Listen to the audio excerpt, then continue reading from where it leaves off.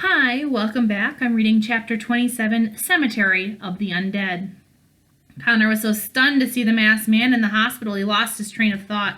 He didn't stop to wonder what Bree and Emmerich were doing with the masked man, how they got there, or who the older woman was with them.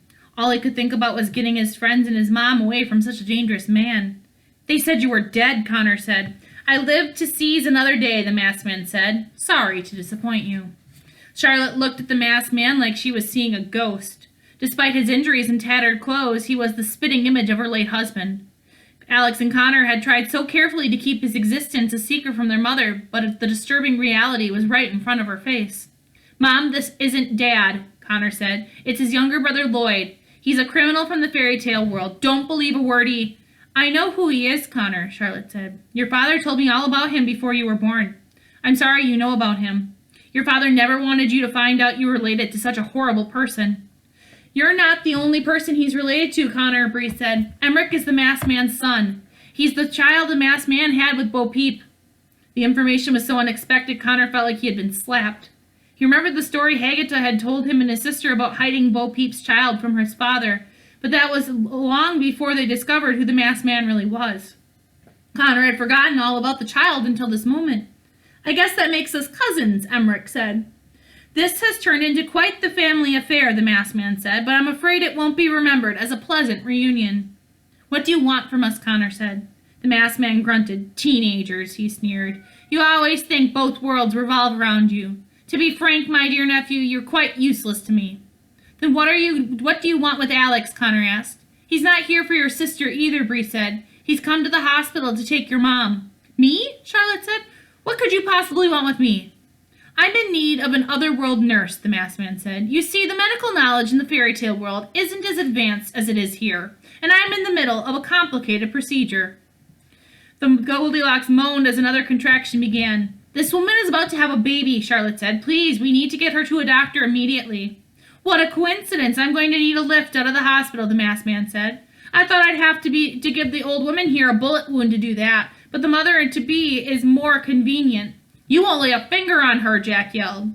Jack charged toward him, but the masked man fired his gun in the air and Jack froze. "That is my only warning," the masked man said. "I will not waste another bullet. That goes for all of you." Their captor was growing visibly impatient. His most recent scheme was so close to fruition, he could almost taste it. He paced around the room and gave his hostages more insight into what he had in store. "This is what's going to happen," the masked man said. "Charlotte is going to collect from this room whatever she needs to perform a blood transfusion. Then she, Emmerich, and myself are going to escort Goldilocks downstairs to the emergency room. We're going to tell the paramedics Goldilocks needs to be transferred to another medical facility, and as they load her into the ambulance, we're going to steal it. Then we're going to drive far away where Charlotte will transfer my son's blood into my own veins until there isn't a drop left in the boy." His plan was so barbaric it took Connor a moment to understand the reasoning behind it.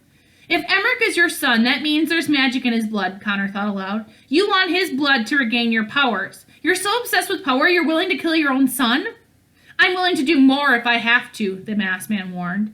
"I'm not draining your son's blood," Charlotte said. The masked man pointed his gun at Connor. "I'll find ways of convincing you," he said. The tense silence was broken by another painful cry as Goldilocks' contractions increased. "It's okay, Charlotte," Emmerich said. "I'm not scared. I'd rather he hurts me than anyone else. I'm sure it'll just feel like I'm falling asleep." Charlotte would have sacrificed herself before harming a child, but Emmerich had given the nurse an idea. The masked man nudged her to the supply cabinet, and she collected syringes, gauze, bags, surgical tape, and other equipment. Charlotte put everything she needed for a blood transfusion into a large bag and pocketed a little something extra. "Now everyone else lie on the floor," the masked man ordered. "Emmerich, take those ace bandages out of the cupboard and tie their hands and feet together. Make sure the knots are tight. I'll be checking before we leave." With no alternative options in sight, Connor, Jack, Cornelia, Red, and Bree did as the masked man demanded. Emmerich tied their hands tightly behind their backs and their feet together. The masked man inspected his son's knots to make sure they'd last. Once he was satisfied, he tucked the revolver under his sling, making a point to show his hostages that it was hidden but easily accessible if he needed it. "Now let's go," he said. Charlotte wheeled Goldilocks out of the room with the bag of supplies, and they headed for the emergency room. The masked man pushed Emmerich out the door, and they followed the women. The others left in the operating room struggled against the bandages with all their might, but they wouldn't budge. "We have to do something," Jack said desperately. "Goldilocks is about to give birth. Who knows what that madman might do to her?" "Help us," Cornelia yelled. "Help us." "Let me try," Red said. "No offense, but I'm an attractive young blonde. Sometimes someone's more likely to help me. Help us! Help us!" "Guys, we're the only people in an empty hospital wing," Connor said. "No one can hear us." "We have to stop him," Bree said. "He's going to kill Emmerich if we don't." "You see, that is why I am not close to my own relatives," Red said. "Families are nuts. They give you your life, and then if you're lucky, you survive them." Red's rant inadvertently reminded Connor of something in his bag, something that they could use. "Survival," Connor said happily. "That's it." Charlotte had packed Swiss Army knives in the twins' backpacks before they left for Starportia. Thankfully, the masked man hadn't instructed Connor to take his backpack off before he was tied up. If he could just reach the knife inside it, he might be able to cut himself free. Connor rolled onto his back with his tied hands painfully reached into the backpack's front pocket.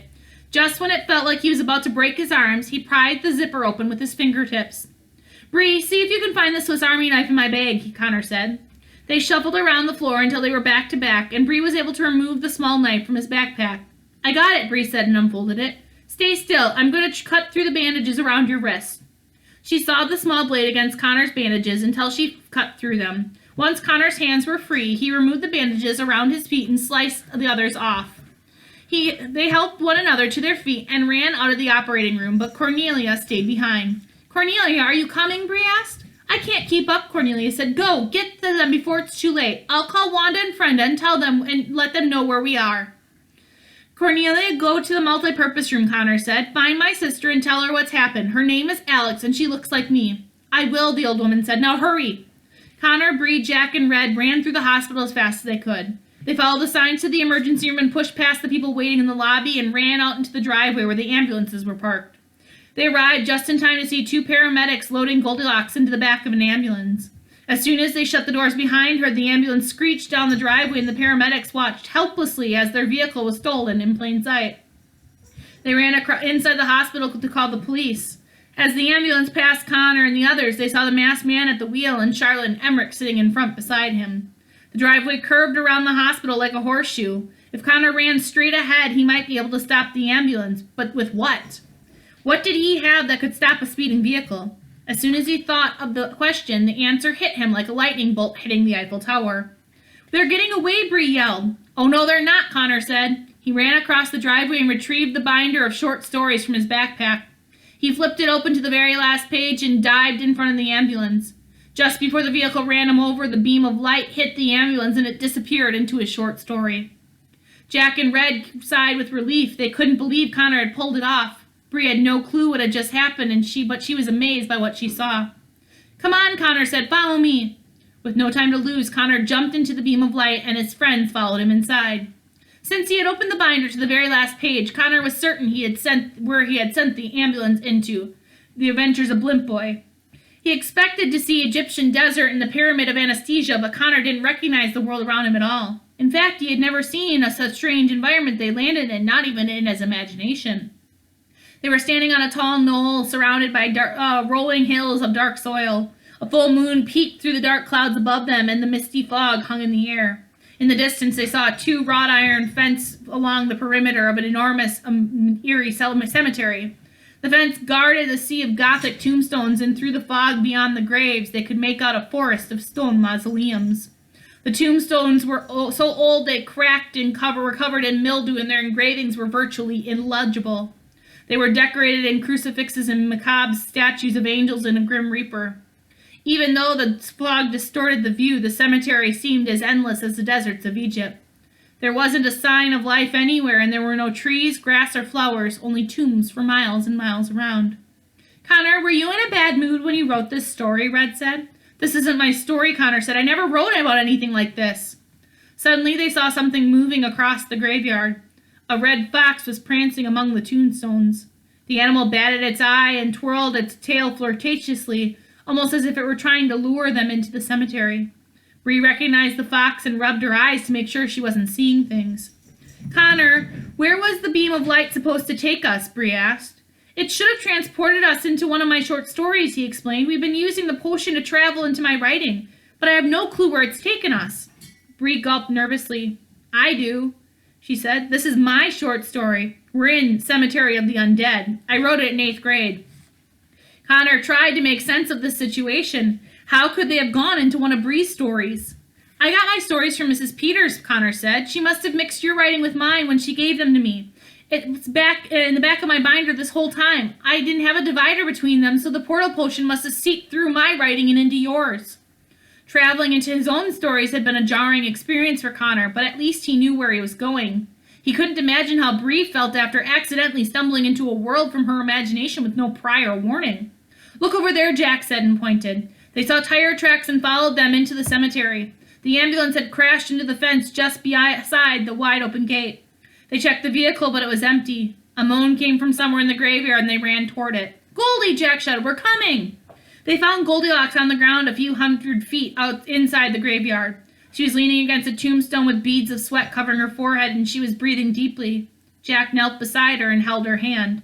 The masked man, she panted. I couldn't keep up, so they left me here. He took Emmerich and Charlotte somewhere over there. I didn't see which way they went inside. Goldilocks pointed to the mausoleums, but there were hundreds of them. Finding Emmerich and Charlotte among them would be like finding a needle in a haystack. Let's get you back to the hospital, Jack said. He tried to get Goldilocks to stand, but she wouldn't move. My contractions are too close together, Goldilocks said. I can't stand. This baby is being born right here. Jack and the others exchanged fearful looks. Goldilocks needed help. You guys stay with Goldie, Connor told them. I'll go and find Emmerich and my mom. As soon as I get them away from the masked man, I'll send my mom here to help. I'm coming with you, Bree said. You can't. It's too dangerous, Connor said. Connor, I know you're used to being the hero in your own stories, but this is mine, Bree said. I know the cemetery like the back of my hand. Besides, we only have 20 minutes until midnight. We have to get everyone out of here before then. What happens at midnight? Red asked. Bree looked frightened. The characters come out, she said. What's wrong with you writers? Red yelled. If you wrote instruction manuals, we wouldn't have this problem. Goldilocks moaned again and squeezed Jack's hand. They didn't have much time before the baby arrived. Connor and Bree ran into the cemetery and searched the mausoleums one by one. The masked man had taken Emmerich and Charlotte deep into the cemetery and forced them inside a mausoleum with stained glass windows and a statue of a fallen angel on the roof. He and his son sat on the casket inside as Charlotte prepared the equipment for the blood transfusion. The masked man kept a watchful eye on the nurse and a steady grip on his revolver as she worked. To keep up appearances, Charlotte drew blood from Emmerich and let it fill a small bag. Emmerich watched the blood drain from his body as if it were sand pouring out of his personal hourglass.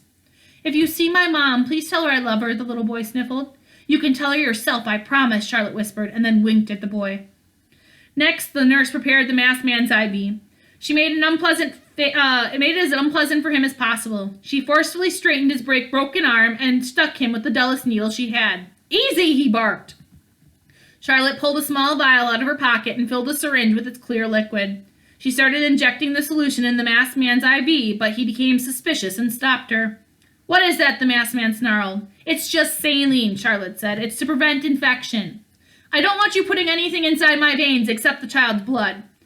I can't put his blood into your system until the area has been sterilized, Charlotte said. If you don't want me to do my job correctly, then there is no point of leaving the fairy tale world. The masked man glared at her and held his revolver a little tighter and allowed her to proceed. Charlotte injected the solution into his arm and watched him closely.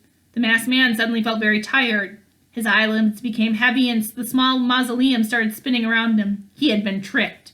Charlotte hadn't injected him with saline, but a sedative. You wench! The masked man yelled and raised his revolver. Charlotte twisted his broken arm and the masked man shrieked in agony. He dropped the gun and scrambled to the floor to retrieve it. Charlotte threw the IV pole at the stained glass window and it shattered. She and Emmerich quickly crawled through it just as the masked man got his gun. He shot at them, but the sedative made him a lousy shot and he missed. The bullet ricocheted off the mausoleum's stone wall and hit the side of his right leg. He screamed in pain. Connor and Bree were searching the mausoleums nearby, and they heard the sounds of broken glass, gunfire, and screaming. And we'll continue the rest of the chapter in the next video. I'll see you guys then.